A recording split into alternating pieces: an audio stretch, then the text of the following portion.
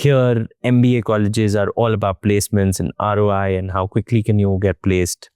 And apart from all the education they give you, it's essentially you go there because they can place you.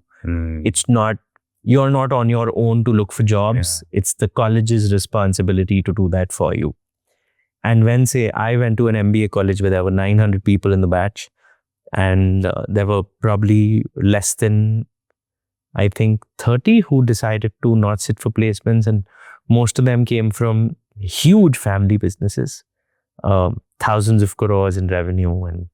And I was one where I remember there was a job offer that I'd gotten even before the placement started, because a company was looking for a very specific profile.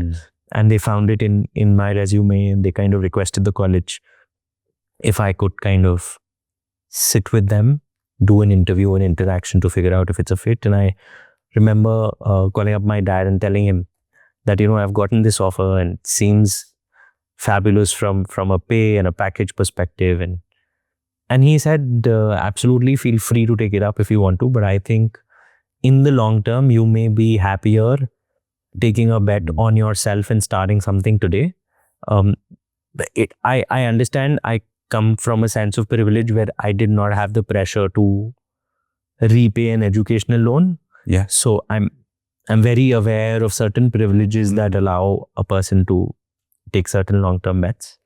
So that happened, and I think at the end of 1 year after graduating, I was glad I took that bet to not take up a job, because you build something much larger in long term. Wow.